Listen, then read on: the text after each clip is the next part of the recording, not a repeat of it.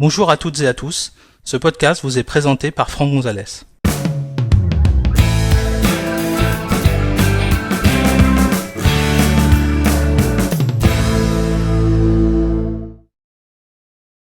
Dans cet épisode, nous allons découvrir comment modifier les préférences de l'application qui permet de compresser et de décompresser des éléments dans le Finder.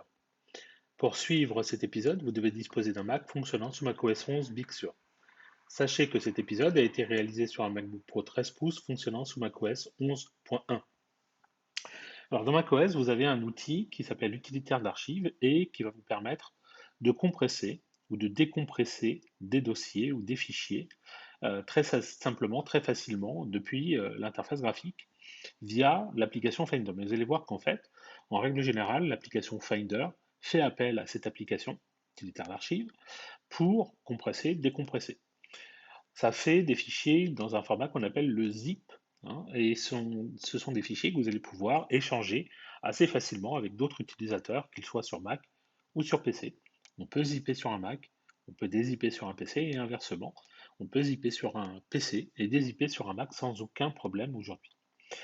Alors ici, pour vous montrer un peu comment ça fonctionne, j'ai un dossier qui contient des éléments et je veux le compresser. Donc je le sélectionne, je vais dans le menu Fichier,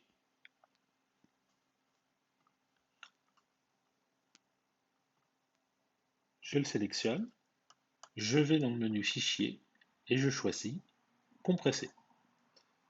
Au bout de quelques secondes, je vais avoir un dossier qui va s'appeler du nom du dossier, .zip. Donc en l'occurrence, mon dossier s'appelait mon dossier. Je trouve un dossier qui s'appelle, enfin, un fichier qui s'appelle mon dossier.zip. Si je veux le décompresser, il suffit tout simplement de double-cliquer dessus et j'ai le dossier qui va être décompressé. Alors là, il a changé de nom, il s'appelle mon dossier numéro 2, tout simplement parce que j'ai déjà un dossier qui porte le même nom sur au même emplacement, c'est-à-dire le bureau. Et à l'intérieur, je vais retrouver mes éléments. Alors, une des choses qu'on pourrait avoir envie de faire, et généralement c'est ce qu'on fait tous une fois qu'on a dézippé un élément, c'est de prendre le fichier zip, de le mettre à la corbeille et de vider la corbeille. Ben ça va être une chose qu'on va être capable de réaliser assez facilement avec l'outil en question. Alors, par défaut, cette application, elle est cachée, d'accord? Pour aller dans le dossier qui abrite cette application, on va aller dans le menu Aller, on va faire Ordinateur, et ici on va aller dans le dossier Macintosh HD, dans Système, dans Bibliothèque, dans un dossier qui s'appelle Core Services, et un dossier qui s'appelle Applications. Et là, vous allez trouver votre application qui s'appelle tout simplement Utilitaire d'archives. Donc cette application, en fait, c'est assez fugace, hein, mais en règle générale, quand vous faites un zip ou que vous dézippez sur un Mac, vous voyez apparaître dans le dock cette icône, puis ensuite elle disparaît, hein. On va maintenant qu'on sait à peu près à quoi elle ressemble. Si je clique droit et que je fais compresser, ça a été tellement rapide que je n'ai pas le vu. Et si j'essaie de le décompresser, vous voyez, l'application elle est apparue dans mon dock et elle a disparu automatiquement. Donc le Finder a fait appel à l'application utilitaire d'archives et c'est cette application utilitaire d'archives qui a décompressé, et une fois qu'elle a fini, elle s'est quittée automatiquement. Donc ça, c'est l'application que j'utilise pour compresser et décompresser. Si je lance l'application moi-même, vous voyez qu'il ne se passe rien. En règle générale, quand on lance une application, il y a toujours une fenêtre qui arrive au premier plan. Là, cette application, en fait, comme elle ne sert qu'à créer des fichiers compressés ou des dossiers compressés, en fait, elle attend que vous lui désigniez quelque chose à compresser ou à décompresser. C'est pour ça que dans les menus de l'application, vous allez trouver créer une archive ou décompresser une archive. Et c'est tout. Dans les préférences de cette application, on va trouver également des réglages. Dans les réglages de cette application, par exemple, on va trouver une chose qui m'intéresse, c'est, après la décompression, laisser l'archive telle qu'elle, ou alors supprimer l'archive. Ça peut faire ce qu'on avait envie tout à l'heure, savoir, une fois qu'on a décompressé un élément, de prendre l'archive, le fichier .zip, et de le mettre directement à la corbeille. Alors on va vérifier immédiatement ce que je raconte.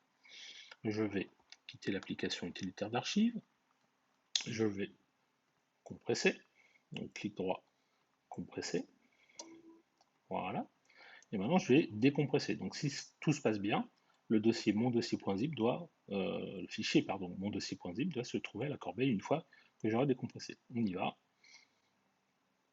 J'ai décompressé et vous avez vu que automatiquement le dossier, enfin le fichier zip a disparu de mon bureau et est allé directement dans la corbeille.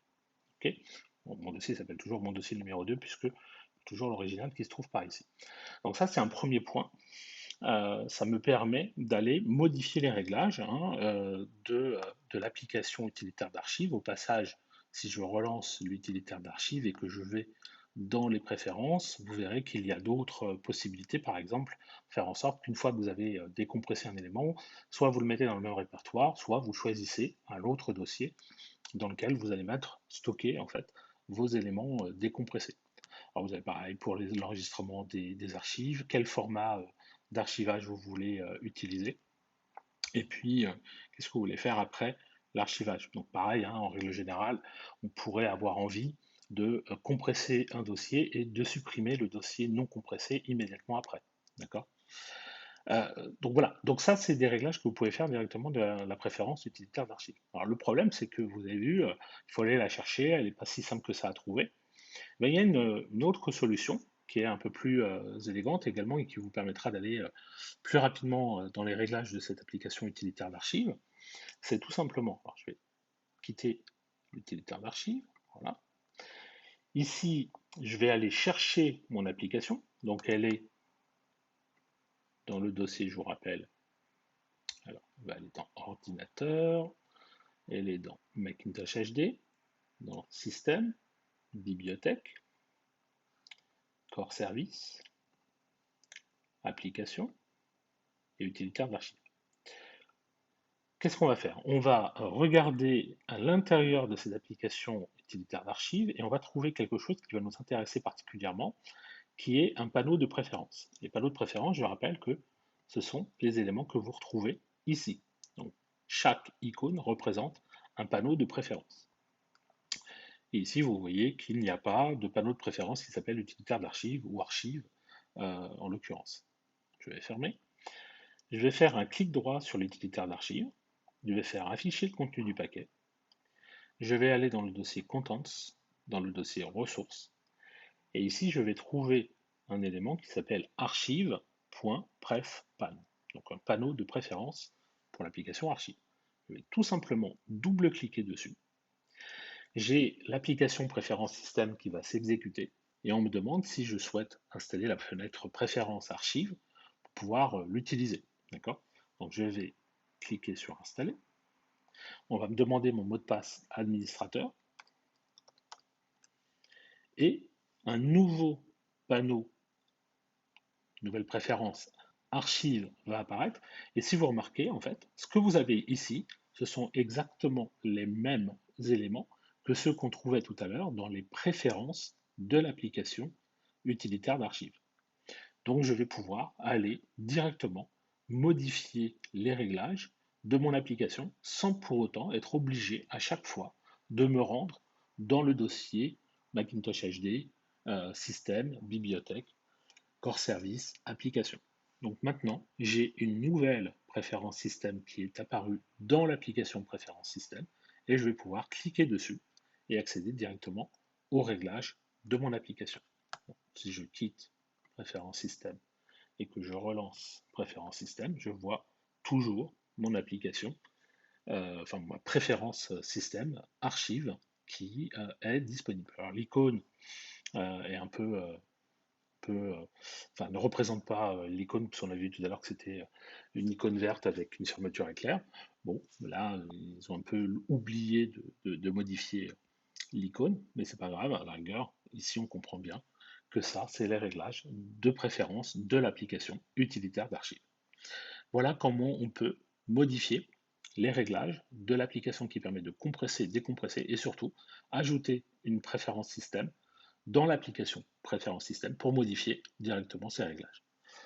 Merci d'avoir suivi cet épisode. Si vous souhaitez en connaître davantage sur l'utilisation de macOS ou d'iOS, merci de consulter notre site web à l'adresse www.agnosis.com et suivez les thèmes formation macOS Big Sur ou formation iOS depuis la page d'accueil. À bientôt pour un prochain épisode.